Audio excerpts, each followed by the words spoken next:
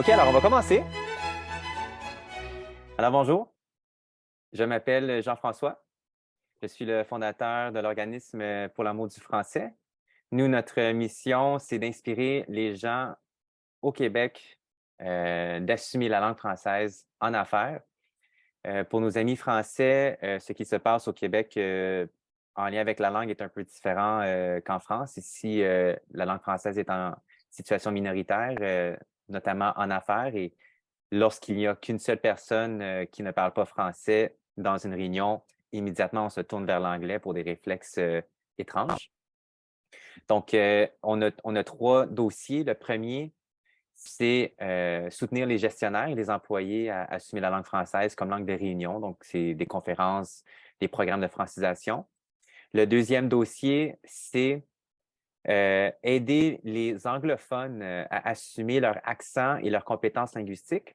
Au Canada, on a beaucoup d'anglophones qui apprennent le français, mais qui sont trop gênés de parler ou ils disent qu'ils ne sont pas très bons, mais finalement, ils sont très bons. Donc, c'est de les soutenir de la sorte.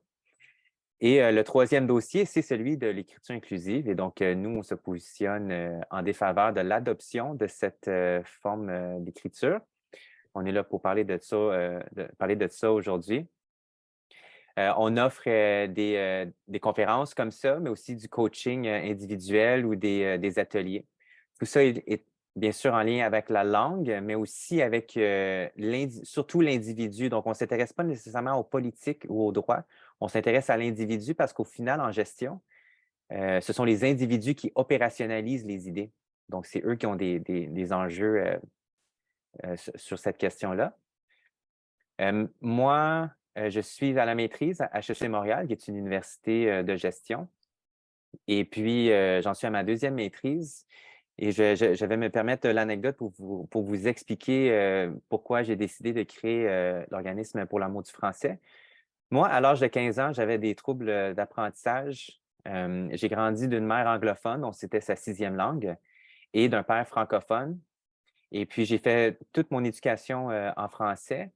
Mais à l'âge de 15 ans, je trouvais que j'avais de la misère à réfléchir et à écrire. Donc, je me suis mis à m'intéresser à la langue et avoir une bonne diction et juste écouter les nouvelles en français, juste écouter les nouvelles en anglais. Et éventuellement, ça l'a débloqué. Et moi, ce que je voulais, c'était de pouvoir m'exprimer aisément, quelque chose que je n'arrivais pas à faire nécessairement à l'âge de 15, 16, 17.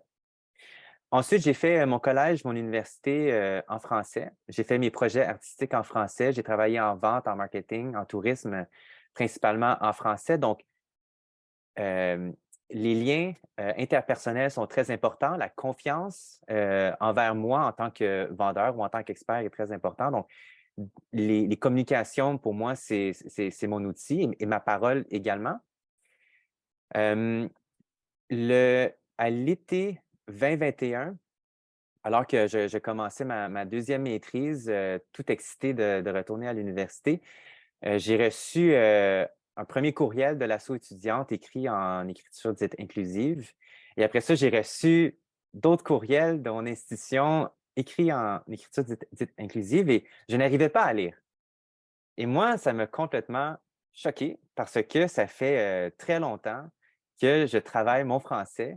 Et là, tout d'un coup, je n'ai plus accès ni à ma langue, ni au contenu des courriels, alors que leur responsabilité, c'est de se faire comprendre. Donc, c'est la manière que je l'ai perçue. Alors, j'ai écrit à la VP communication et je lui ai demandé est-ce que tu peux écrire en français normatif? Et elle m'a dit que non. J'ai répondu que ben, je n'arrive pas à lire votre courriel, ni les règlements de l'assaut, etc., etc. Et elle me dit, Jean-François, c'est un mal pour un bien parce que la cause qu'on sert, elle est plus grande que nous. Et moi, j'ai été absolument abasourdi par ça parce que moi, je suis un amateur d'histoire et j'ai déjà entendu ce genre de discours-là. Et pour moi, c'est inacceptable dans un lieu comme l'université.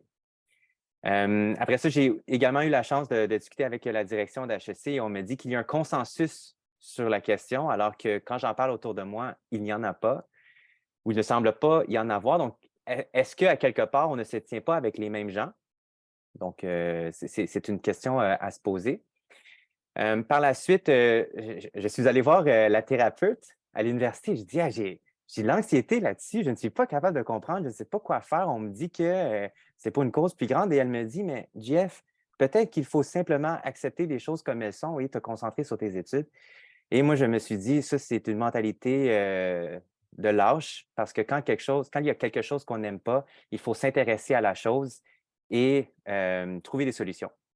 Alors, je me suis intéressé à l'écriture dite inclusive. J'ai commencé par lire ce petit bouquin qui s'appelle Pour une langue sans sexisme, que j'ai trouvé très intéressant. J'ai appris beaucoup de mots. Et je me suis dit, par contre, il me semble qu'il y a des raccourcis où il y a certaines choses dont on ne mentionne pas dans l'histoire de la langue française ou dans l'histoire des peuples ou ainsi de suite. Donc, j'ai lu un deuxième livre qui s'appelle L'Office québécoise de la langue française et les travailleuses du genre, écrit par un grammairien émérite de l'Université de Montréal, qui expliquait les origines de tout ça et comment ça s'est imposé au Québec. Et le terme imposé est bien choisi, on va pouvoir en discuter plus tard. Mais au final, à l'Office québécois de la langue française, les gens qui ont développé les recommandations ne sont pas des grammariens, mais plutôt des lexicologues. Il y a une grande différence dans les spécialités de par leur formation. Donc, après ça, j'ai continué à lire d'autres livres. Le livre de M. Jean Slamovitch que nous avons ici en ce moment, donc Le sexe et la langue, accompagné d'un texte de M. Xavier Laurent Salvador. Il y en a un autre sur le genre grammatical et l'écriture inclusive en français de Mme Yana Gridjipoun, qu'on a déjà vu plusieurs fois à la télévision. Et il y a un autre livre que j'attends impatiemment de lire, ça s'appelle Le féminin et le masculin dans la langue de Mme Danielle Manès et M. Gilles Sioufi. Et je me rends compte que finalement, ce n'est pas simplement une question de pratique langagière, c'est une question de philosophie politique et de philosophie de comment nous construisons nos imaginaires collectifs. Donc, ça va beaucoup plus profond qu'on le pense.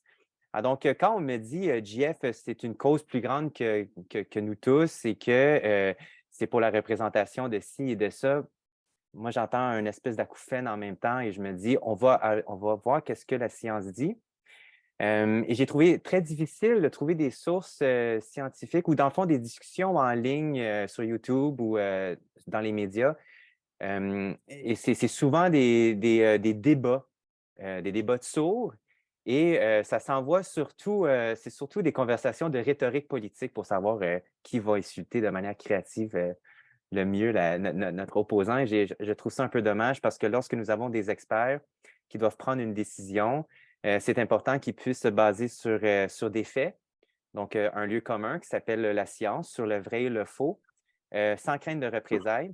Et moi, pour finir l'anecdote, j'ai des amis qui ont arrêté de me parler parce que je leur demandais dans les textos de cesser de m'écrire en écriture inclusive parce que moi, des points médians à tous les trois phrases, je ne suis pas capable de lire et puis elles ont refusé. Puis aujourd'hui, on ne se parle plus, ce qui est très dommage parce que on œuvre dans le domaine de l'environnement, on veut sauver notre planète et puis tout d'un coup, je n'ai plus accès à mes collègues parce qu'il y a maintenant une espèce de bon camp, mauvais camp, quelque chose que je trouve de dommage. Donc, je m'étais dit, c'est le mois de la francophonie, on va organiser un événement sur la question. En fait, on va en organiser deux. La première, elle est maintenant. Donc, nous avons M. Jean Slamovitch, qui est professeur des universités. Il est également traducteur, mais aussi analyste des discours idéologiques. Donc, on est capable d'analyser comment est-ce qu'on amène l'écriture inclusive au grand public.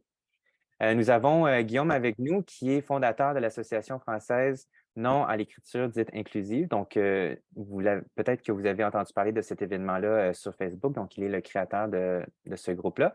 Le but de ce groupe, c'est de soutenir la France dans cet enjeu-là.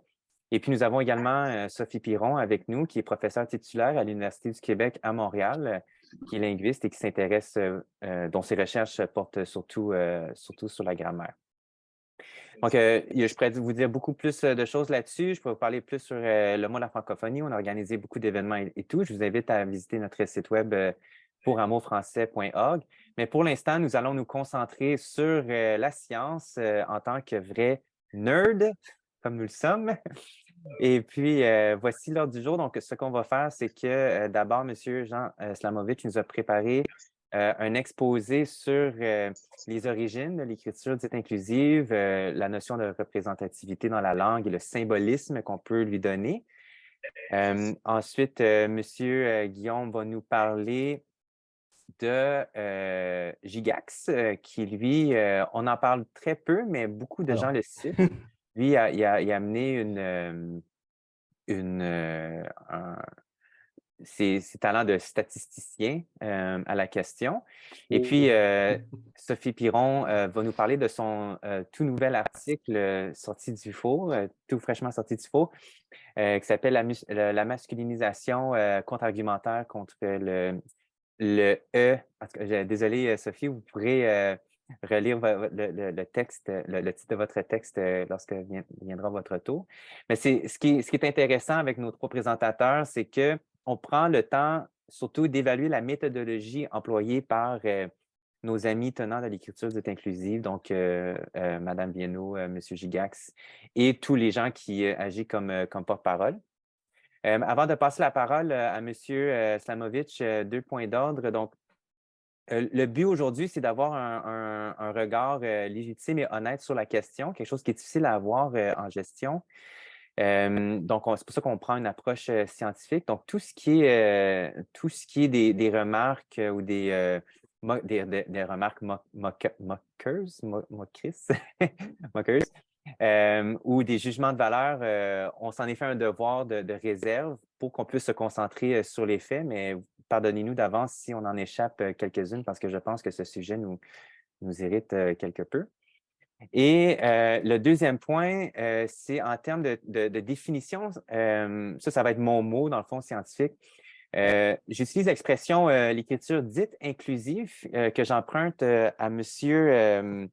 Sami Biassoni. Il a écrit le livre Le malaise dans la langue qui est sorti tout récemment. Il dit d'abord, une écriture, c'est juste un fait. Elle ne peut pas être inclusive ou exclusive. Ce sont les propos qui peuvent mener à une exclusion ou peut-être l'inaccessibilité à l'enseignement pour apprendre une langue. Donc, comme une écriture ne peut pas être inclusive ou exclusive, on dit qu'elle est dite inclusive ou exclusive. Donc, c'est un terme, une précision intéressante. Et les autres terminologies qui sont intéressantes à tenir compte pour cette présentation-là, c'est il y a une différence entre la pensée, le langage, la langue, les mots et le discours, quelque chose qu'on peut apprendre dans le livre de Jean Slamovitch, Le sexe et la langue. Donc, la pensée, c'est ce qui se passe dans notre tête et parfois même le subconscient. On ne va pas rentrer là-dedans parce que c'est très compliqué. Le langage, c'est ce qu'on utilise pour communiquer. Donc, ça peut être un langage de couleur, ça peut être un langage écrit, verbal, tout ça. Il y a la langue, donc la langue française, la langue anglaise, qui ont des racines différentes, des évolutions différentes et un système grammatical différent. Nous avons des mots qui désignent une réalité, mais dont sa définition peut changer en fonction du contexte. Donc, si je mange une patate ou si je fais la patate sur le sofa ou si je traite quelqu'un de grosse patate, le mot patate va changer de définition. Et donc, c'est important de tenir en compte le contexte et l'intention du locuteur. Et finalement, le discours, c'est une série de mots qu'on utilise avec une langue en particulier pour euh, émettre un discours et le discours peut amener à l'action, il peut chercher à convaincre, mais le discours en soi ne peut pas être inclusif ou exclusif, c'est le propos, on appelle à quelque chose. Et donc, c'est une terminologie qui est importante à tenir compte, qu'on va voir avec Jean Slamovitch. Donc, j'ai parlé un petit peu plus longtemps que je prévoyais. Donc, Jean, je vous laisse la parole. À 25 minutes, je vais vous faire une note. Et puis après ça, on va rentrer dans le reste avec Gigax, avec Guillaume et puis Madame Piron. Donc, merci beaucoup d'être là. Et puis, Jean, je vous laisse la parole. Merci Jean-François. Je salue déjà cette initiative et je vous remercie de cette invitation. Je préviens tout de suite que je ne vais pas être exhaustif. Je ne peux pas résumer toute la linguistique, tous les principes de la linguistique générale en 25 minutes tous les thèmes qui sont connexes à l'écriture inclusive. Donc, je vais essayer de m'attacher à certains points saillants de ce qu'est l'écriture inclusive dans ses prétentions, en fait, dans ses principes, dans sa doctrine. Déjà, avant-hier, j'étais à l'Institut de France où le ministère de la Culture a organisé un colloque qui s'appelait « Le français, l'affaire de tous ». Alors, c'était pas en écriture inclusive le titre, mais il y avait quand même une page dans le rapport au Parlement sur la langue française où là, par contre, c'était inclusif. Donc, on voit déjà un côté aléatoire dans cette pratique qui est intéressant parce que justement, bon, prête qu'il y a un enjeu, mais on voit que la pratique, même volontariste, est parfaitement aléatoire. Ça, c'est un point que je ne développerai pas, mais c'est une vraie réalité. Et dans ce rapport, il y a une page donc, sur l'écriture inclusive et qui, si Jean-François peut montrer ce passage, qui est présenté comme étant comme recouvrant donc différents procédés visant à ne pas privilégier un genre à un autre et à assurer une égale représentation du genre féminin et du genre masculin dans le langage. Voilà cette présentation qui semble anodine. En réalité, l'idée que l'écriture, et pourquoi seulement l'écriture, puisse assurer une égale représentation, comme s'il s'agissait d'une assemblée parlementaire, c'est quand même extrêmement audacieux sur le plan, je dirais, social, anthropologique, hein, l'idée que le langage devrait avoir une représentation politique des êtres. Et on se demande pourquoi dans cette formulation, il ne s'agirait que du genre féminin et du genre masculin, ce qui est extrêmement restrictif. Et surtout, ce qui m'a choqué en tant que linguiste, c'est de voir qu'il fallait assurer cette représentation dans le langage, alors qu'il aurait fallu écrire dans la langue, le langage étant un mode de communication, mais n'étant pas une forme concrète. Et plus encore d'ailleurs que dans la langue, il aurait fallu dire dans le discours, puisqu'il s'agit de la pratique et non pas des structures de la grammaire. Ce qui est important, c'est pas le commentaire de texte qu'on peut faire de ça, c'est de voir qu'il y a des idées qui sont loin d'être claires chez ceux qui parlent d'écriture inclusive et qui veulent l'imposer. Pour ne pas dire une profonde incohérence dans la description des phénomènes qui sont en cause. Il s'agit d'ailleurs d'un rapport émis par le ministère de la Culture, pas le ministère de la Recherche, pas l'Éducation nationale, mais la Culture. C'est en soi aussi révélateur. En fait, ce paragraphe résume les confusions que je vais essayer de dissiper, le fait que d'une part, la linguistique est débordée par le champ politique qui s'empare de la langue, qui produit un discours sur la langue, et d'autre part, les politiques qui ne sollicitent pas l'expertise linguistique et qui veulent légiférer, ou en tout cas proposer sur la langue, en même temps qu'ils gèrent leur communication, leur marketing personnel. Et par ailleurs, beaucoup d'intervenants sont des intellectuels qui n'ont pas de connaissances formelles, pas de connaissances techniques sur la langue et qui interviennent et ajoutent de la confusion au débat. Débats qui ont lieu dans la sphère militante et surtout dans la sphère médiatique. Or, les médias vont constamment simplifier, transformer, déformer les questions qui ne peuvent pas être techniques pour le grand public, alors que fondamentalement, elles le sont. Ce qui apporte une distorsion en fait importante et distorsion dans les débats, car il y a débat parce que ce sujet est devenu sociétal et il s'accompagne donc d'un grand investissement émotionnel, identitaire, et on a peu d'approches objectives. Pourquoi? Ben parce que c'est devenu aujourd'hui, l'écriture inclusive, un problème de présentation de soi, pour reprendre le terme de la linguiste Ruth Amossi, une question d'éthos. C'est le positionnement personnel que représente l'écriture inclusive, eh bien, est vécu comme dans le cadre de la perception sociale et donc de manière clivante, puisque l'adoption ou non de l'écriture inclusive recouvre le dualisme tout simplement du bien et du mal. Tout ça pour dire que voilà la situation discursive autour de l'écriture inclusive, il faut euh, comprendre que si l'écriture inclusive se répand, c'est précisément parce qu'elle se présente comme une mesure de justice, d'égalité, et donc ça crée un clivage moral, parce que ne pas l'adopter voudrait dire qu'on est contre la justice et contre l'égalité.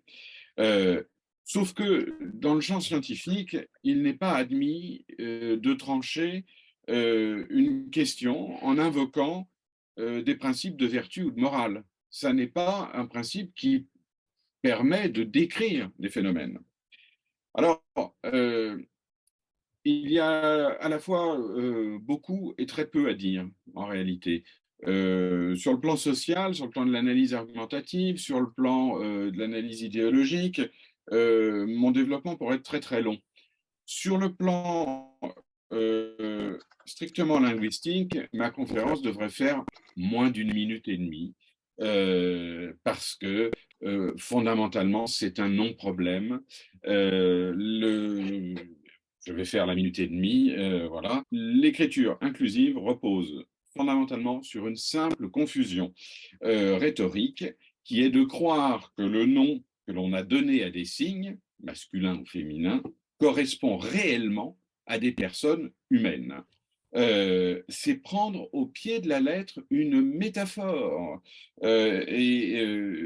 Cette métaphore était pourtant correctement décrite par Louis Maigret en 1550, qui signalait justement que voilà, on opposait masculin et féminin, hein, je le cite, comme la nature a à bonne raison inventé le mâle et la femelle pour sa conservation et continuation de ces espèces, l'artifice aussi du langage a, en la suivant comme guide, donné au nom note de masculin et de féminin.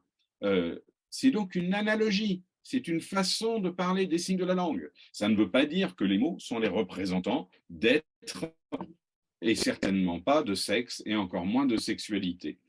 Euh, voilà, donc croire que masculin et féminin, ça nous parle des hommes et des femmes, alors que ça parle de signes linguistiques, ça parle de grammaire, c'est une erreur c'est un contresens qui va générer un ensemble de croyances anti-historiques, anti-grammaticales, qui sont assez graves. Je signale en linguistique, même si par facilité on parle parfois de genre et parfois de masculin et de féminin, normalement on parle de classe nominale. Hein. On ne fait pas cette métaphore, on ne dit pas les signes sont comme des hommes et des femmes, ça c'est un raccourci. Non, on parle de classe nominale, et quand on doit décrire les classes nominales de langue bantoue, où il peut y avoir 10, 12, 16 classes nominales, eh bien on les appelle numéro 1, numéro 2, numéro 3, etc. Si au lieu de dire masculin et féminin, on disait 1 et 2, A et B, blip et blop, ce que vous voulez, ça simplifierait le débat et il n'y aurait plus cette façon de croire à la représentation des personnes par les signes. En fait, c'est une projection symbolique qui imagine que les personnes sont contenues dans les signes. Ce principe-là, et c'est en cela qu'il déborde en fait sur ce que j'appelle l'argument de la substance mystique, c'est de croire que, partant de ce contresens-là, eh bien, le monde tel qu'on le veut devrait être reflété dans l'ordre de la langue. Euh, voilà, il faudrait, hein, c'est ce devoir, cette déonticité qui s'exprime dans cette doctrine, l'idée que les signes de la langue devraient refléter les êtres. Sauf que la diversité des langues nous montre d'emblée que ce n'est pas comme ça que fonctionnent les langues ou le langage. Donc, je passe aussi sur l'essentialisme voulant qu'à un signe correspondrait à un sexe. Il faudrait déjà définir ce qu'est homme ou femme. Ce sont déjà des concepts, évidemment. Donc, on a de multiples ethnocentrismes ou ou des façons de se centrer sur son propre système linguistique qui sont tout à fait dommageables et qui débouchent sur l'idée d'une représentativité démocratique, hein, parce qu'il faudrait effectivement qu'il y ait autant d'hommes que de femmes dans la langue. Mais alors que faire avec une langue comme le français dont le genre est grammaticalisé, c'est-à-dire où tous les mots ont un genre? Mais la table et le fauteuil ne sont évidemment ni masculins ni féminins dans un sens comment dire, identitaire, existentiel. Ce sont juste des façons de parler des signes, mais on oublie que c'est ce système-là qui gouverne les langues et partant de cette idée d'une correspondance entre le langage et le monde, qui est proprement un principe mystique, hein, cette idée d'une harmonie finalement entre les mots et le monde qui serait décrit, eh bien, la logique, c'est effectivement le principe magique qui consiste à vouloir modifier le monde par des paroles, littéralement des formules magiques, hein. On va changer le monde en changeant l'accord des adjectifs, par exemple. Donc on fait des mots des représentants politiques et existentiels qui en plus ne prennent pas acte de la diversité des langues. Je rappelle qu'en anglais, l'enjeu est d'être gender neutral. En français, l'enjeu serait au contraire de manifester une diversité de sexes, tout en prétendant d'ailleurs que l'opposition homme-femme n'existe pas, que c'est un construit social. Donc on a à la fois le discours qui veut reproduire cette construction et la nier. Bon, je passe sur les conséquences que ça peut avoir. Je rappelle simplement que cette erreur d'interprétation masculin-féminin est une erreur, comment dire, assez profonde sur l'idée que que les mots décriraient des choses. Non, les mots ont des significations. Ce ne sont pas des codes barres. Ce n'est pas un étiquetage du monde. Si c'était le cas, il faudrait autant de mots qu'il y a de cailloux sur votre chemin pour adéquatement décrire chacun de ces petits êtres. Or, ça n'est pas comme ça que fonctionne la langue.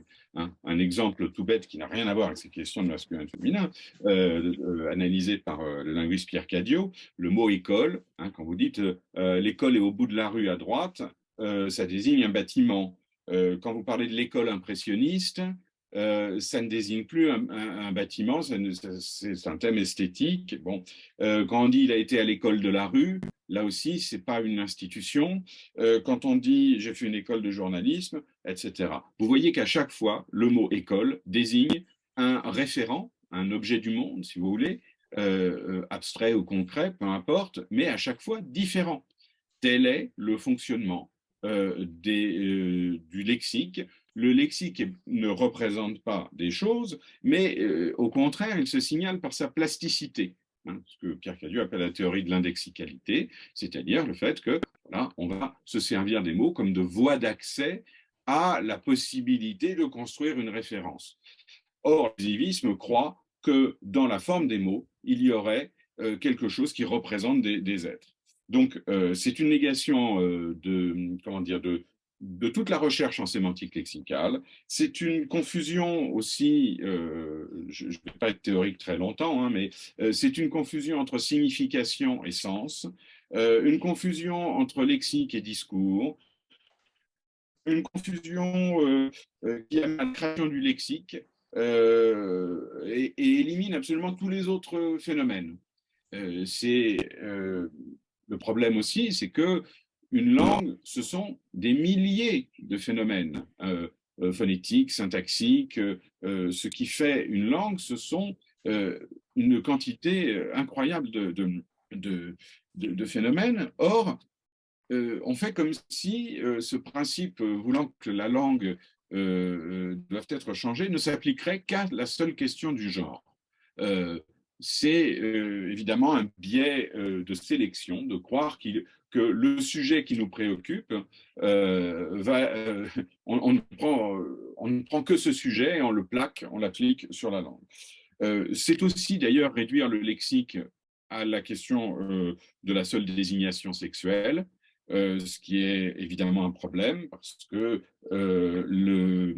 ce n'est pas la vocation du lexique que de signaler le sexe des gens.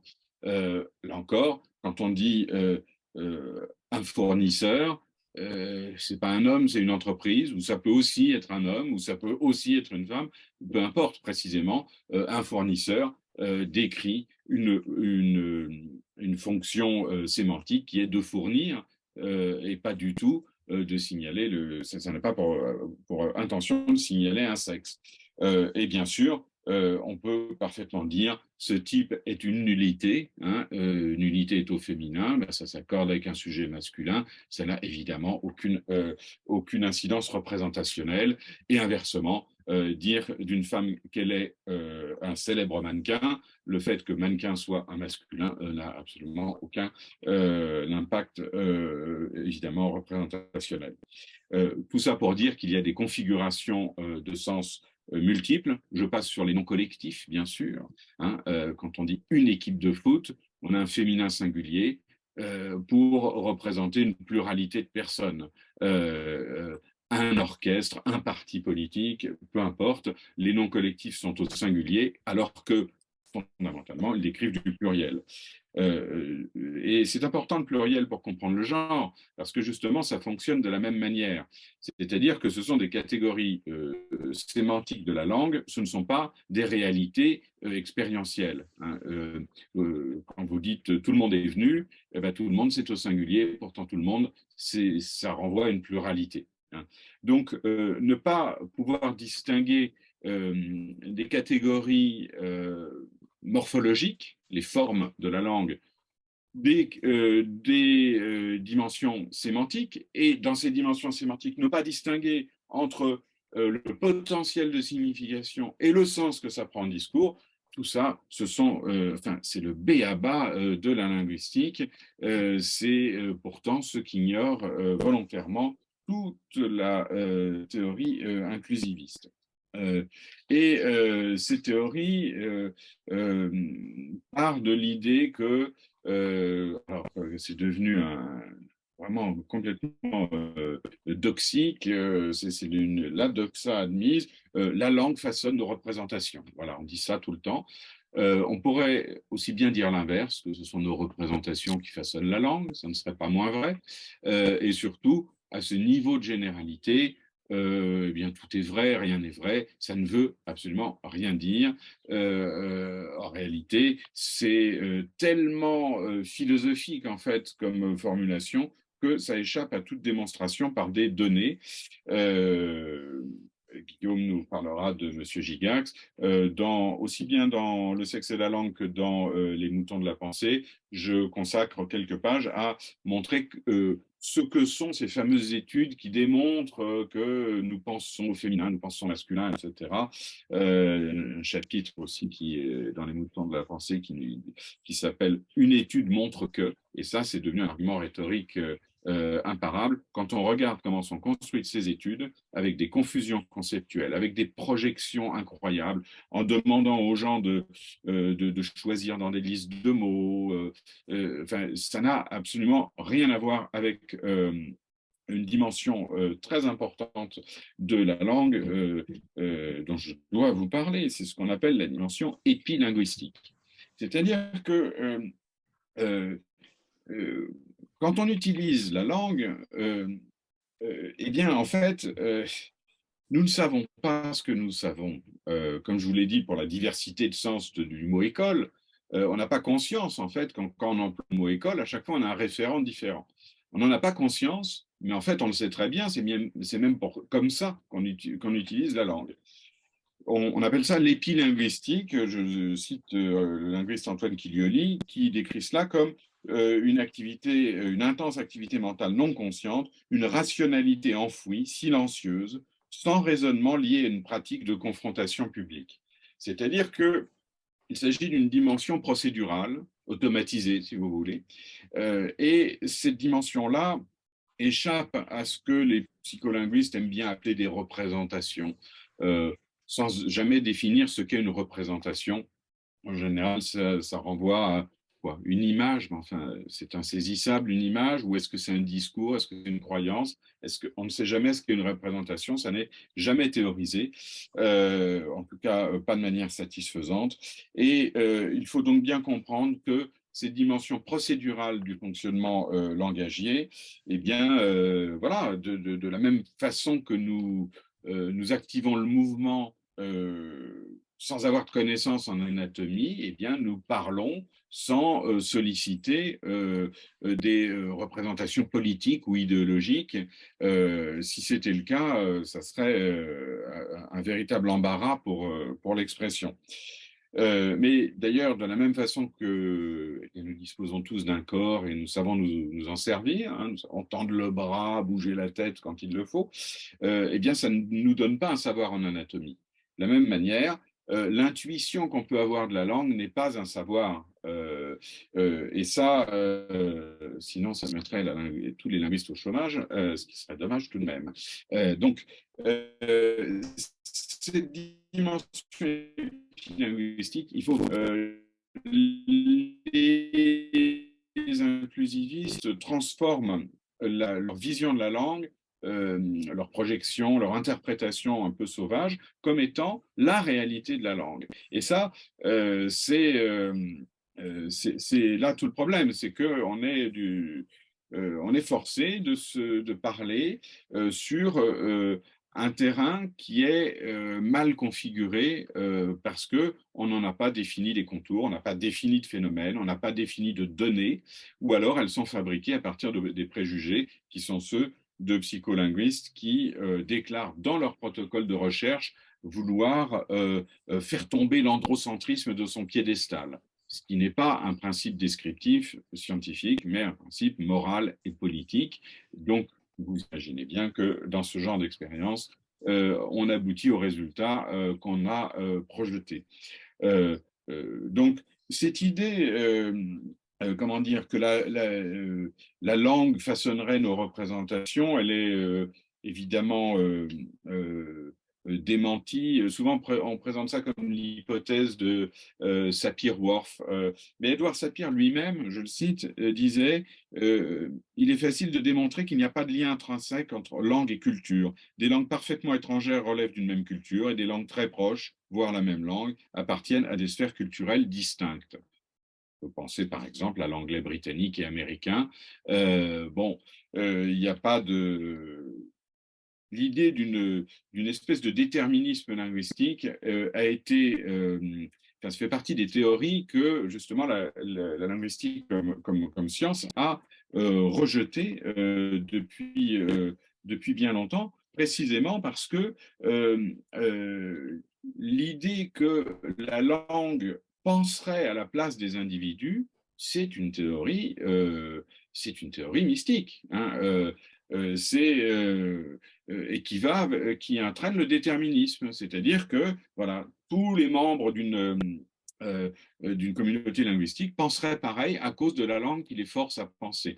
On se demande comment l'inclusivisme a pu développer une pensée autonome, et c'est là où on voit une des dimensions d'ailleurs de l'inclusivisme, c'est le fait de se présenter comme étant initié, comme ayant vu la lumière, comme étant capable de s'extraire de la langue qui pense pour nous.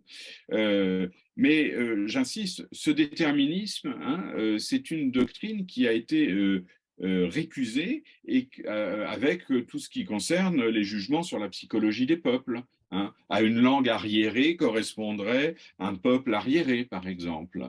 Ce sont des théories, au fond,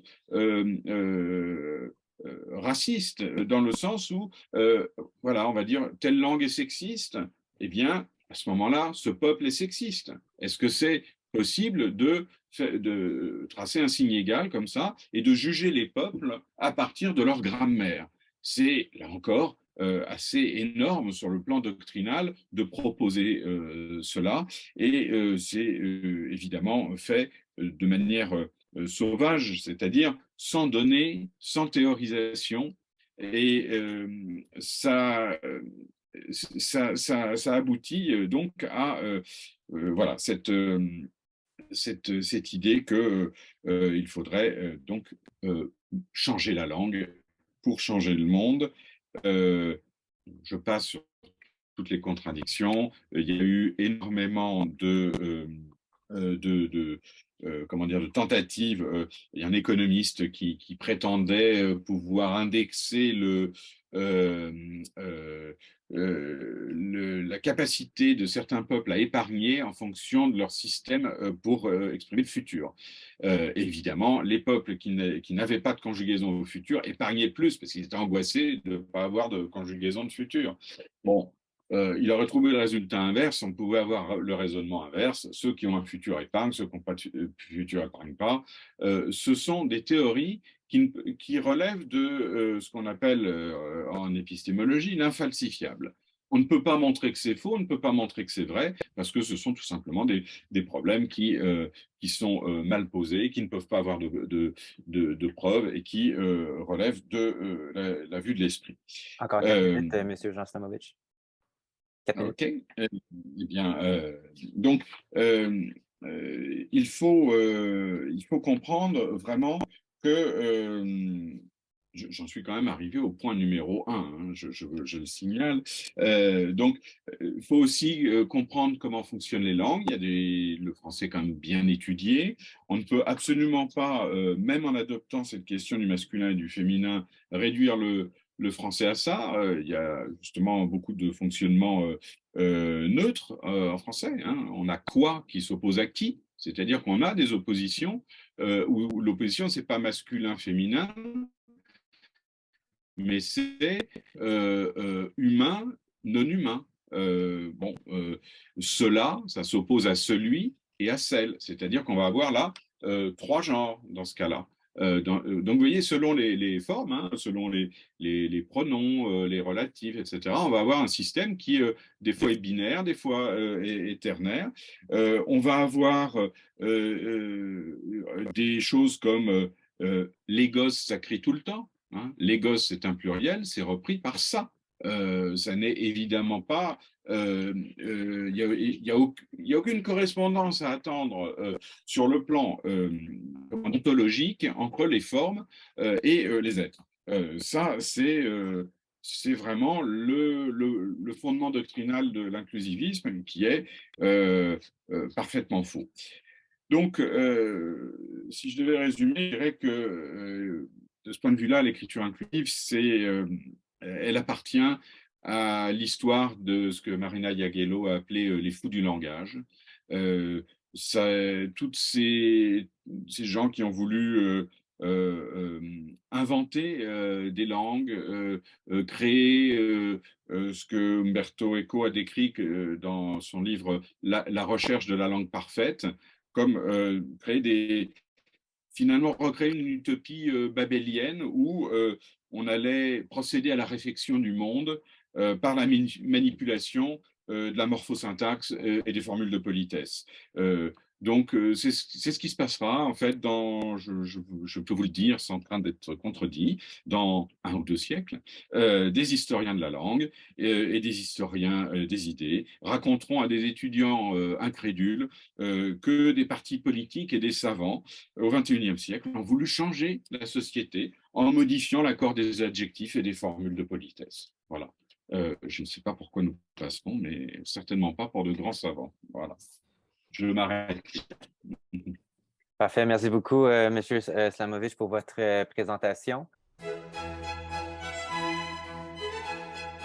Guillaume est le fondateur de l'Association française Non à l'écriture inclusive. Vous pouvez le trouver sur Facebook. Et sur ce groupe, vous pouvez faire 2 choses, trouver de l'information sur cette pratique langagière ou tout simplement vous défouler lorsque vous avez une frustration en lisant des choses dans le Non, journal. non, merci. OK, la On ne parole se est à toi, défoule Guillaume. pas sur mon groupe. Hein, voilà. Non, notre groupe, il est fait surtout pour aider les gens, ce qu'on a vu venir, des gens qui disaient, on m'impose l'écriture inclusive, mon chef dans l'administration me l'impose, et je ne sais pas quoi dire. Donc, on a travaillé donc, sur des cas au ministère de la Culture, dans les universités, pour essayer de faire comprendre à une administration qu'elle n'a pas le droit d'imposer dans les échanges privés, non pas publics, hein, le mode de fonctionnement, comment s'expriment leurs employés. Alors, je vais vous parler un tout petit peu de Monsieur Gigax. Alors, ce n'est pas tant Monsieur Gigax en soi. Je vais vous parler un tout petit peu de M. Gigax. Alors, ce n'est pas tant M. Gigax en soi. Il faut savoir que l'écriture inclusive, c'est... Alors, français et canadien se rejettent la faute, mais c'est surtout français, en fait. Et c'est une maison, une boîte de communication très connue qui pousse deux équipes de linguistes qui profèrent ce genre de propos. Alors, d'une part, il y a des linguistes qui vont essayer de justifier les sophismes qu'évoquait Jean tout à l'heure, c'est-à-dire la langue fait fonctionner, la preuve que la langue a été le langage, c'est qu'au XVIIIe siècle, les linguistes ont masculinisé de force la langue, ce qui est faux. Et il y a aussi des gens qui vont essayer de prouver, de manière scientifique, et nous allons voir comment, que le langage est vraiment sexiste. Et alors, on m'en a beaucoup parlé, les inclusivistes le citent souvent, et en fait, j'ai réussi à ne trouver qu'une seule équipe, une seule, une seule équipe de scientifiques qui prétend cela. Alors, cette équipe, c'est tout simplement euh, une équipe de l'Université de Fribourg, qui est l'équipe de M. Gigax et Pascal Gigax et Gabriel Hutte. Cette équipe de l'Université de Fribourg, alors déjà, il faut remarquer quelque chose, ce n'est pas une équipe de linguistes, c'est une équipe de psycholinguistes. Voilà. La seconde chose qu'il faut remarquer, c'est que cette équipe, alors, elle ne travaille que sur l'écriture inclusive. Les 2 tiers de ces articles ont été publiés sur l'écriture inclusive, et non pas tant sur l'écriture inclusive que pour l'écriture inclusive. Voilà, donc le ton est à peu près donné. Mais ces gens ne publient pas beaucoup, ils publient beaucoup. Donc, les 2 tiers des articles qu'on voit ici, les ratios de genre quand on évoque les joggeurs, il y a des études sur le Québec, des études sur la France. Le sujet est vraiment très souvent abordé par eux, et c'est surtout en fait abordé dans les médias, parce que si ces gens ne publient pas beaucoup de manière scientifique, ils publient beaucoup d'articles dans la presse. Donc, vous voyez ici M. Gigax. Donc, des articles qui sont militants en faveur de l'écriture inclusive, qui nous permettraient de lutter contre le patriarcat, comme vous pouvez le voir sur votre texte. Alors, le fait de militer quand on est chercheur, évidemment, ne pose aucun problème en soi. Si on a des arguments scientifiques en faveur de ce pourquoi on lutte, ça se comprend même très bien. Le problème qu'on va trouver ici, c'est quand on va s'intéresser aux arguments en question. Alors, si vous parlez à un inclusiviste et que vous discutez un peu, il va finir par vous dire qu'on a prouvé que l'écriture inclusive avait un sens. On a prouvé, contrairement à ce que vient de dire Jean, que le français était sexiste. Et comment on l'a prouvé? Grâce à une étude de 2019 qui est de messieurs Gabriel et Hutte. Voilà. Donc, Exploring the Onset of Mal DSZ interprétation, explorer le démarrage, la raison voilà, du masculin générique au milieu parmi les enfants des écoles maternelles françaises. Voilà. Hein, enfin, des écoles maternelles francophones. Donc, on va voir cette étude. Alors, je ne suis pas linguiste, hein, j'ai quand même une formation scientifique. J'ai été regarder un peu et il y a des choses qui sont extrêmement troublantes. Déjà, on a des groupes qui sont extrêmement petits. On a des groupes qui ne permettent pas de construire des statistiques fiables. On a des groupes qui sont à 27 ou 25, il y a 27 garçons, 25 filles. Or, on sait en science que pour avoir ce qu'on appelle des choses qui statistiquement ont du sens, pour avoir une courbe de Gauss, pour avoir des choses qui permettent d'exploiter les statistiques, il faudrait au moins une trentaine de personnes.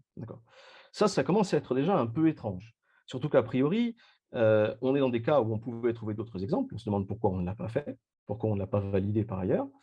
Et surtout, parfois, on peut supposer des distributions, on peut faire des efforts mathématiques pour essayer d'avoir quand même des statistiques valides avec des échantillons très faibles.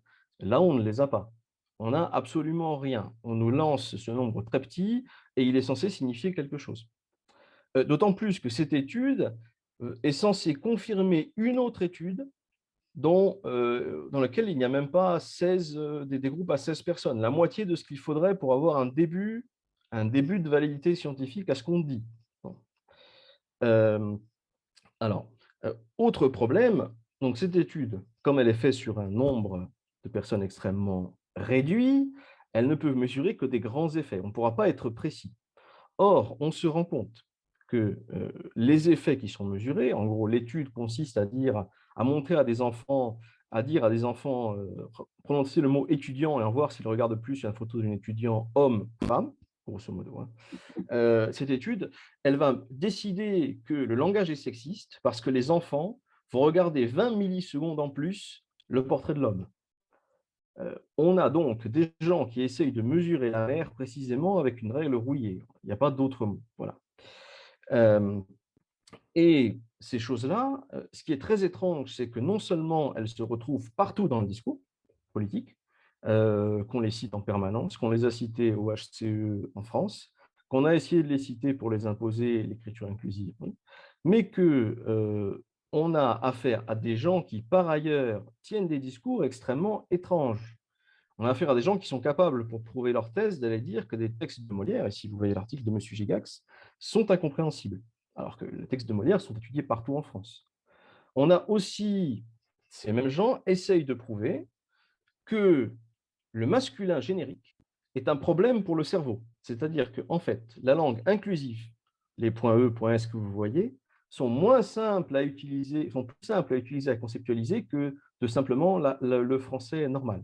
Or, on le sait, nous, on peut le voir instinctivement, et puis même les gens qui encouragent l'écriture inclusive disent « c'est un effort, mais faites-le ». Alors, c'est un effort ou c'est quelque chose, au contraire, qui va nous simplifier les choses? Tout ça pour en revenir à une chose. Le grand problème de l'écriture inclusive, c'est aussi le problème du mot linguiste. Ici, nous avons une équipe constituée de psychologues, M. Gigax est psychologue du sport, qui n'a aucune formation en linguistique, mais qui s'intitule des équipes de psycholinguistes. Pourquoi? Parce qu'il y a une certaine pratique dans ce milieu-là, qui est que, par exemple, imaginez que vous êtes un mathématicien, personne ne va se dire « je suis mathématicien parce que j'ai écrit 2 équations dans ma vie ». Mais dans le milieu universitaire, il y a une attitude qui consiste à dire à ce que des gens qui n'ont aucune formation en linguistique, qui sont par exemple sociologues ou en études de genre, et qui ont dans leur vie étudié un tout petit sujet dans lequel on parlait de la langue, s'intitule linguiste. Et donc le public se retrouve, et nous, et c'est le problème qu'on a, avec des gens qui apparaissent avoir des grandes références dans le domaine qu'ils ne connaissent pas du tout. Voilà. Et c'est le grand problème de tout ce qui est études psycholinguistiques, de tout ce qui est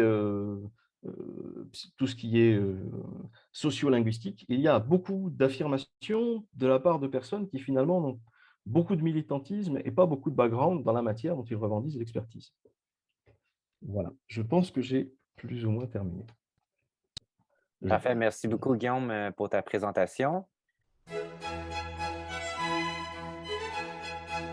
On va poursuivre maintenant avec Sophie Piron qui va nous présenter son article, et j'ai le titre devant moi, « Le masculin polémique, contre-argumentaire historique sur le E féminin et les noms de métiers ». Et merci pour l'invitation et la possibilité que j'ai ainsi d'exposer en fait cet article paru fin 2022. Donc l'objectif est de vous en faire un résumé très très bref pour vous montrer en fait les points problématiques d'un des aspects, d'une des facettes de justification de l'écriture inclusive. Donc, je vais vous parler de la thèse de la masculinisation du français au XVIIe siècle. Jean-François m'avait demandé de me présenter assez brièvement pour contextualiser mes recherches. Donc, je suis professeure au département de linguistique à l'UQAM. Je suis responsable des cours de grammaire du français écrit, donc notamment la formation en rédaction, révision de texte, et je suis par conséquent particulièrement intéressée par ces questions de français normatif. En même temps, je travaille sur la théorie grammaticale du français en tant que théorie contemporaine. À ce titre, j'ai d'ailleurs publié une grammaire, mais je travaille également sur l'histoire des idées grammaticales, sur l'histoire de la grammaire depuis le XVIe siècle et sur l'histoire du français français en tant que langue, donc l'histoire de la langue française. Alors à cet égard, lorsque j'ai commencé à m'intéresser à l'écriture inclusive, c'est en fait par la lecture que j'ai faite. Est-ce que en fait, quand je projette, je partage mon écran, vous voyez sur le côté les images? Non, hein, vous ne les voyez pas. Hein. Non, on voit Vous seulement ne vous voyez pas sur mon écran, alors tant mieux, tant mieux. Donc, c'est en lisant cet ouvrage d'Eliane Viennot, publié initialement en 2014 et réédité en 2017, que j'ai commencé à m'intéresser à ces questions d'écriture inclusive.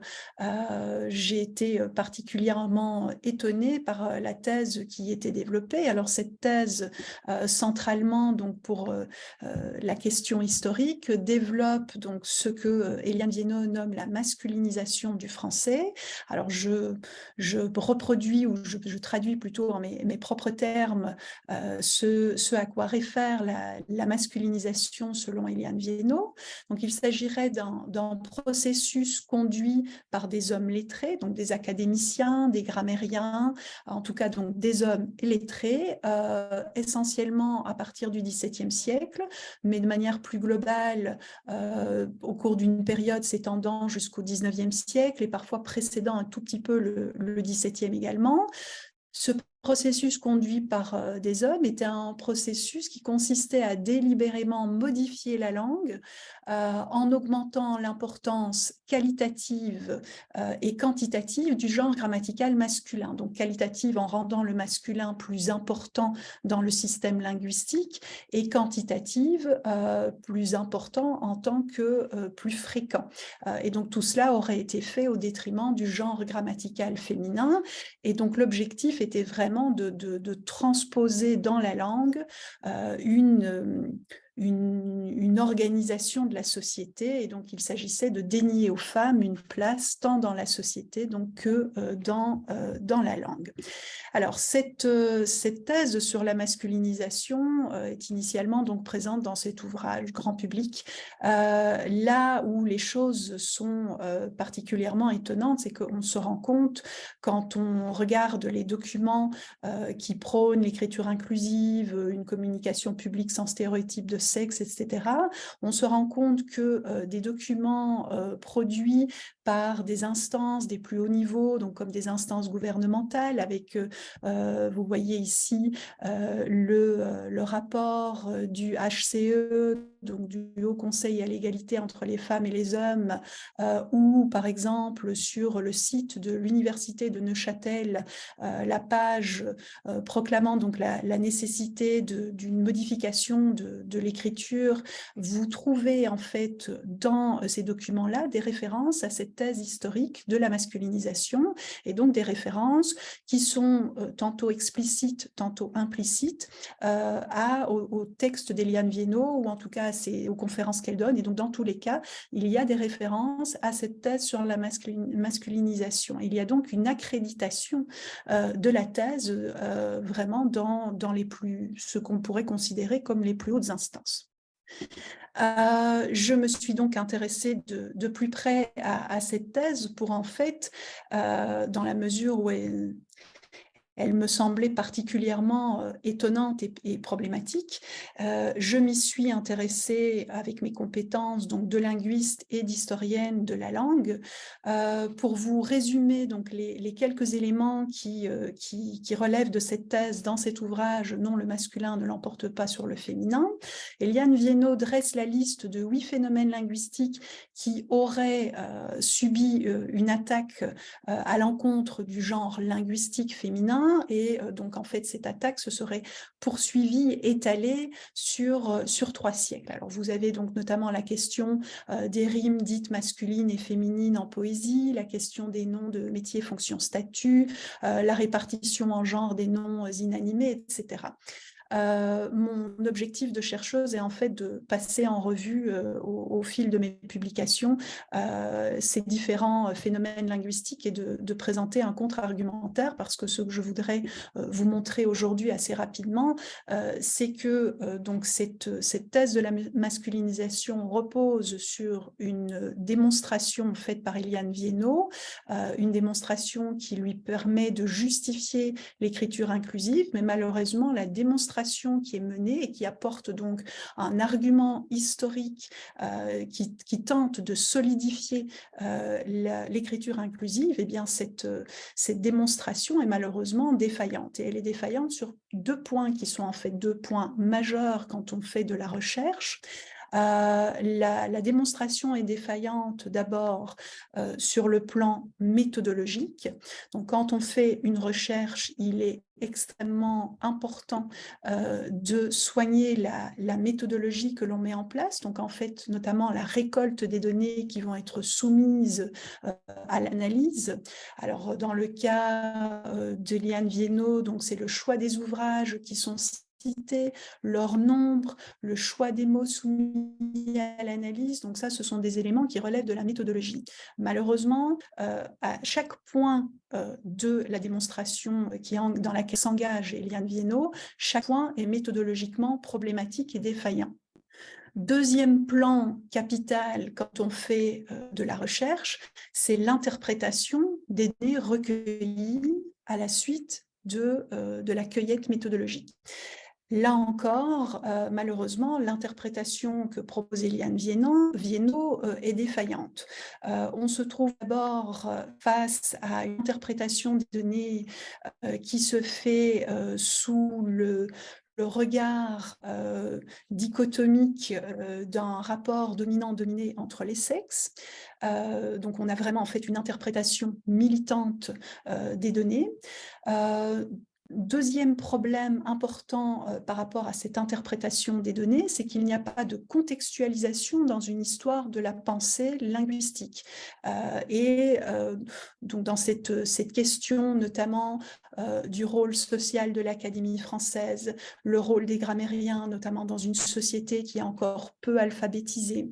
Il y a également une méconnaissance de l'histoire des ouvrages de grammaire. Donc cela évidemment fait écho déjà à la méthodologie, donc au choix des ouvrages retenus, mais également à l'interprétation. On ne peut pas interpréter une citation tirée d'un ouvrage de grammaire sans connaître l'évolution de la théorie grammaticale, sans connaître le contexte dans lequel apparaît telle ou telle considération à propos du genre ou à propos de la morphologie d'un nom. Troisième problème par rapport à l'interprétation malheureusement défaillante, donc Eliane Viennot propose des données qu'elle a recueillies, c'est qu'il n'y a pas d'inscription dans un cadre de réflexion linguistique. D'ailleurs, Eliane Viennot n'est pas linguiste, elle est littéraire, donc il n'y a pas de connaissance linguistique du domaine et pas de connaissance. Donc par rapport à l'interprétation possible des données qui ont été récoltées. En fait, il y a un problème évidemment dans la récolte même des données, mais également dans l'interprétation de ces données, si cela est fait sans réflexion linguistique.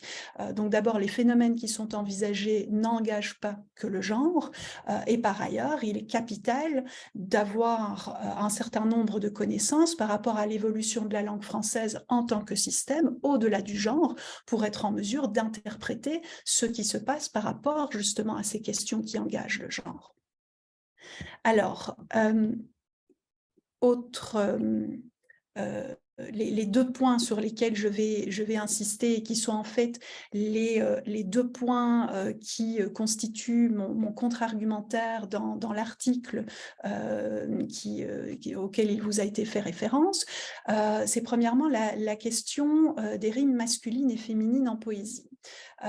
Donc, les faits d'abord, très très rapidement, on trouve à partir du XVIe siècle des discussions à propos de la prononciation, de l'oralisation de la poésie. Il s'agit de savoir s'il faut prononcer ou non des E féminins. C'est évidemment capital en poésie puisque tout repose sur le comptage des syllabes dans les vers. Les remarques qui sont faites et que l'on trouve donc dans les différents textes de l'époque, c'est qu'il faudrait tantôt prononcer ces E féminins, tantôt pas trop, que certains pourraient compter comme une syllabe en plus, pas d'autres, que cela dépendrait de leur position dans le vers, en finale, à l'hémistiche, et donc ces questions-là en fait engagent des positionnements rythmiques.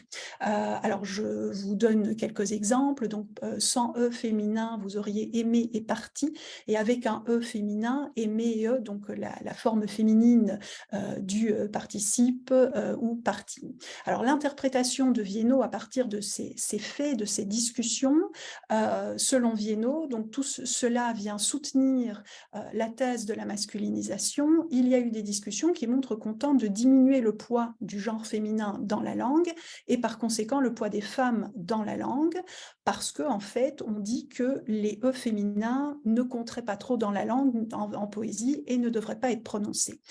L'explication linguistique est évidemment plus complexe et c'est justement en fait l'attrait de l'interprétation de Viénot, c'est qu'elle est simple. Elle est simpliste, au-delà de simple. Évidemment, l'explication linguistique doit passer par un petit peu plus de connaissances et un petit peu plus de complexité. Il faut savoir qu'en fait, au XVIIe et XVIIIe siècle, une évolution se fait en français dans le système de la prononciation. La longueur des voyelles est en réduction. En fait, cette réduction a commencé avant le XVIIe siècle. Et c'est d'ailleurs la raison donc, pour laquelle on en trouve des traces dans des discussions. Les locuteurs de l'époque ont bien conscience que certains phonèmes vocaliques, certaines voyelles, donc, ne vont plus se prononcer avec autant de longueur. Et on va avoir évidemment, comme dans tout phénomène d'évolution, une diminution de la longueur qui va se faire en phase.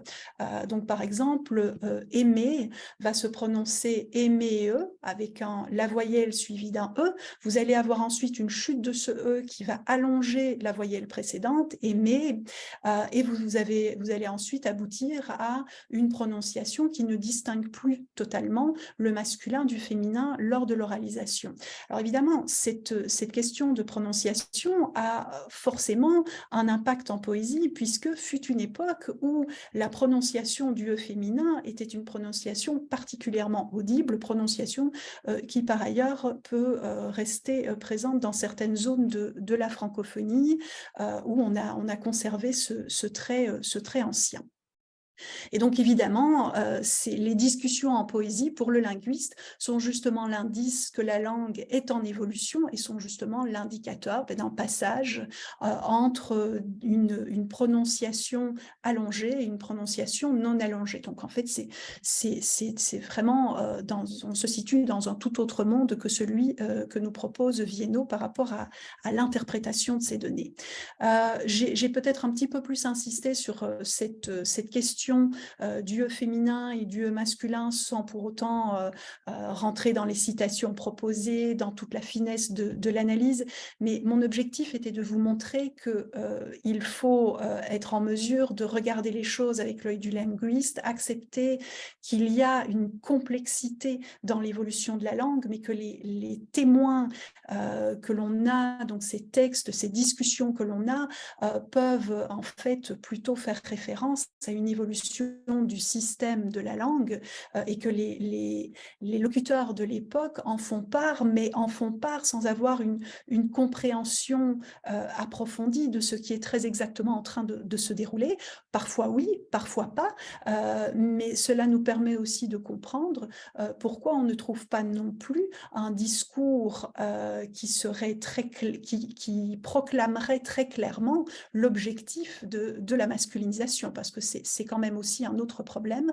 On se trouve face à la thèse de Viennot, en fait, n'est exprimée nulle part. On n'a pas une expression claire dans les textes d'époque de cette thèse de la masculinisation. Elle n'est que supposée, interprétée par Viennot. Et c'est quand même déjà un point d'interrogation majeur.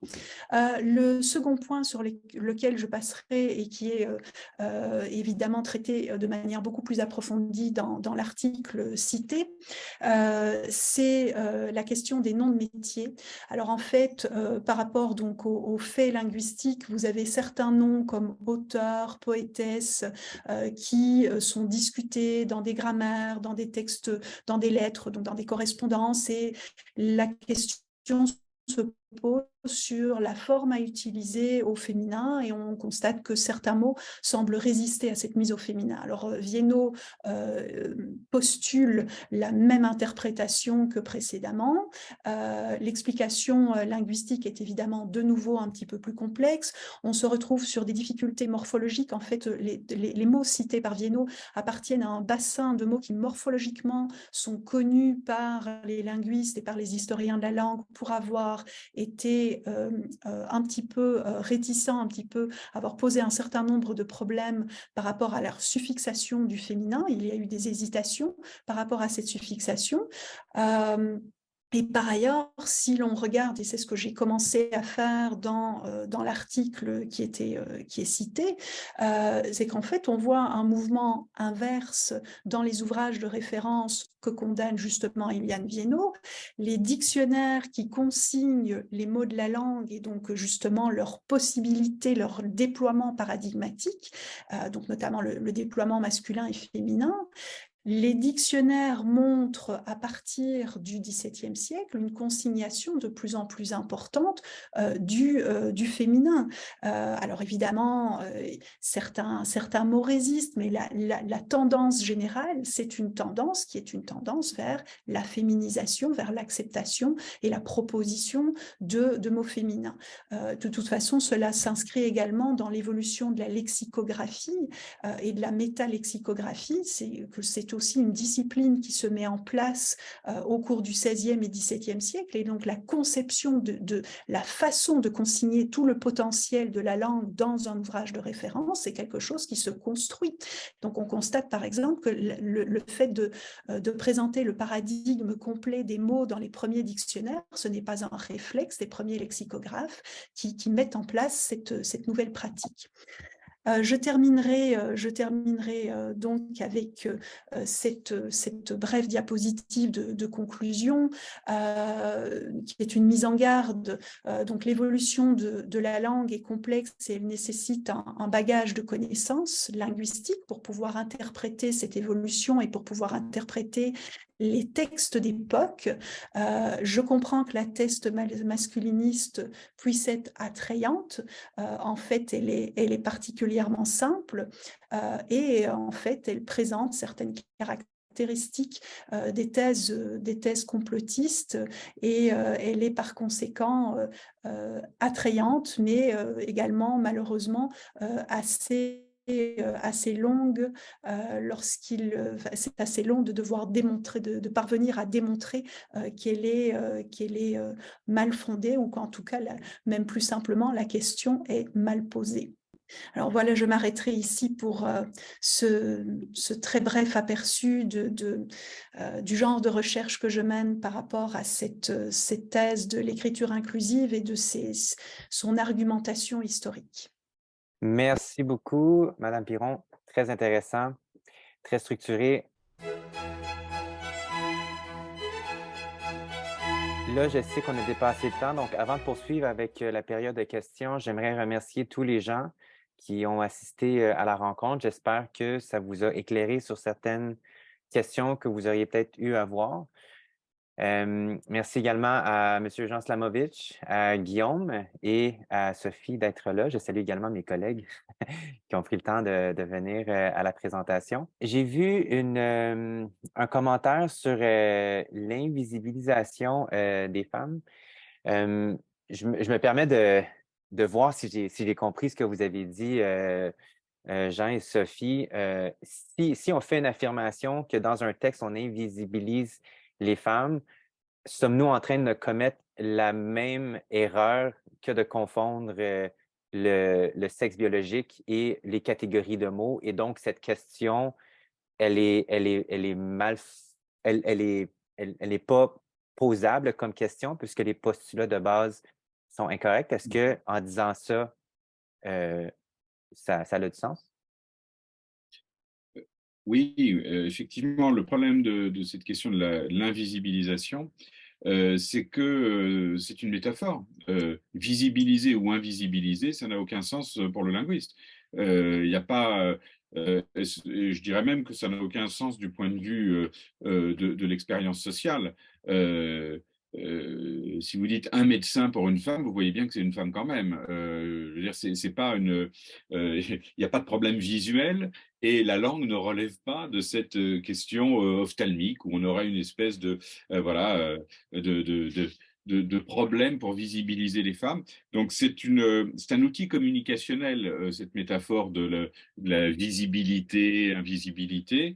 Mais la langue ne représente pas les personnes. Encore une fois, elle n'est pas dans une logique quantitative. Que penser à ce moment-là de l'anglais? Ou d'autres langues. Enfin, et encore une fois, est-ce qu'on invisibilise si on dit das Mädchen avec un neutre? Bon, c'est croire toujours hein, à la question du nom du signe à la place de la personne. Et surtout, il n'y a pas de lien de causalité entre les formes de la langue et la hiérarchisation sociale. Sinon, si on disait le contraire, à ce moment-là, comment ça se fait que la société est évoluée alors que le système de genre n'a pas évolué? Quand même, entre le XVIe siècle et le XXIe siècle, on ne peut pas dire qu'on a les mêmes rapports sociaux entre hommes et femmes, et d'ailleurs entre hommes et entre tout. Nous ne sommes plus dans les mêmes sociétés. Pourtant, les structures de la langue sont identiques. Et si on donc, il n'y a aucune conclusion à en tirer. C'est très difficile de faire admettre des principes liés au hasard, liés à l'aléatoire, à des combinaisons, je veux dire, la disparition des déclinaisons dans telle langue, des évolutions phonétiques, le grand changement vocalique de l'anglais. Ce ne sont pas des choses que les gens ont voulu pour des raisons qui serait sociale. Et on a beaucoup de mal à admettre dans le milieu, disons, lettré, notamment littéraire, qui se pique d'interprétation symbolique des choses, que l'ordre de la langue est autonome. Ça, c'est un vrai problème. Et d'ailleurs, pour ajouter à l'excellente présentation de Sophie Piron, je préciserai aussi que Viennot, justement, elle a contourné toutes ces difficultés-là en prélevant, alors il y a un biais de sélection évident dans tout ce qu'elle fait, mais elle décrit des discours sur la langue, elle ne décrit pas la langue. Donc, c'est ça qui est complotiste, c'est de croire que les discours sur la langue font la langue, que les grammairiens ont inventé la langue française. Et comme l'a dit Sophie Piron, elle considère donc que un ouvrage de Vaugelas va décider de la façon dont les gens vont pratiquer le français, alors que tout le monde parle des patois, alors que personne n'est alphabétisé. C'est absolument aberrant comme thèse historique. Il n'y a aucune sociologie de l'alphabétisation chez Viennot. Elle prend un bout de phrase, et souvent elle fait dire d'ailleurs à Vaugelas ou à d'autres ce qu'ils ne disent pas. Elle ne va pas citer Vaugelas quand Vaugelas dit il vaut mieux écouter les femmes pour savoir comment parler. Ça, elle le citera surtout jamais. Donc il y a une malhonnêteté dans cette façon d'utiliser certaines métaphores comme la notion de visibilisation et d'utiliser certaines sources en les déformant, en les tronquant. Et c'est pour ça que c'est un vrai problème scientifique pour nous. Et je suis très heureux que Sophie Piron ait fait ce travail, comment dire, ingrat, ça a dû être un peu ennuyeux, de voir comment elle tordait les faits, Liane Viennot. Et ça demande une érudition particulière. Moi, je m'occupe plus de questions de linguistique générale, mais là, il y a une dimension historique extrêmement précise qu'il faut saluer. Voilà. Est-ce que Sophie, vous Merci aimeriez... beaucoup. Merci beaucoup pour mais je retourne le compliment. Disons que je me rends compte que les linguistes qui tentent de signaler qu'il y a des problèmes majeurs avec l'écriture inclusive essayent de le faire avec les armes de la linguistique et donc avec la rigueur que peut proposer la linguistique. Et je comprends que pour des personnes qui ne sont pas linguistes, certains concepts linguistiques semblent étonnants à première vue, et notamment ce concept qui pour nous linguistes est vraiment un concept de base, qui est l'arbitraire du signe, qui est le fait que la langue est un système symbolique. Ces concepts-là semblent particulièrement complexes à faire comprendre.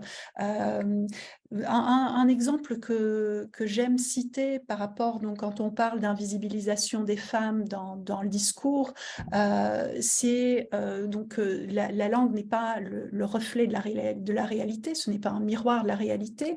À ce titre, on peut très bien écrire le mot arc-en-ciel en noir sans qu'il y ait un problème interprétatif.